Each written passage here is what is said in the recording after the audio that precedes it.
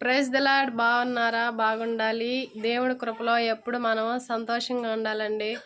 రాత్రి కాల వేళ యందు దేవాది దేవుడైతే ప్రార్థన అయితే చక్కగా ఆశీర్వాదకరంగా జరిగించాడు. అందుని బట్టి దేవాది దేవుడికి వందనాలు, కృతజ్ఞతలు అయితే నేను చెల్లిస్తూ ఉన్నాను. అదే రీతిగా మా పాస్టర్ని అయితే మీకు చూపిస్తాను, ఒకసారి చూడండి. ఇరుకులో విశాలతను కలుగజేయువాడవు నీవే, నా కన్నీటిని కవిలలో దాచుకున్నావు నీవే. ఇరుకులో విశాలతను కలుగజేయువాడవు నీవే, నా కన్నీటిని కవిలలో దాచుకున్నావు నీవే.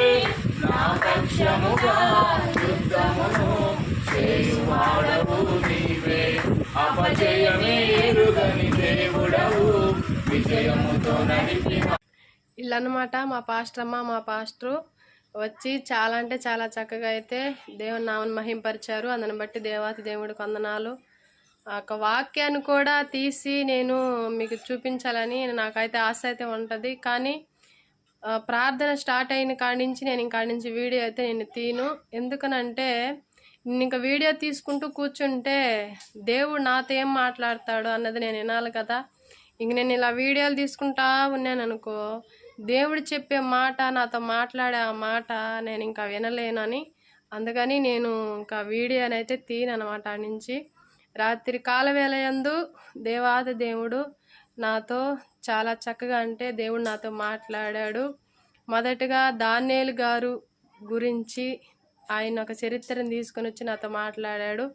తర్వాత యోసేపు గారు ఆయన ఒక చరిత్రను తీసుకొని వచ్చి నాతో అయితే మాట్లాడాడు అనమాట. ఎందుకన్నట్టు వాళ్ళ చరిత్రలు మీకు అందరికీ కూడా తెలుసు. ఎందుకనంటే మీరు బైబిల్ చదవకుండా ఉండరు కదా, మీరు అందరూ బైబిల్లో చదువుతారు. వాళ్ళ జీవితాల గురించి తీసుకొని దేవుడు నాతో చాలా చక్కగా అంటే చాలా చక్కగా అయితే మాట్లాడాడు అనమాట. అందుని బట్టి దేవాది దేవుడికి నేను కృతజ్ఞతలు అయితే చెల్లిస్తూ ఉన్నాను.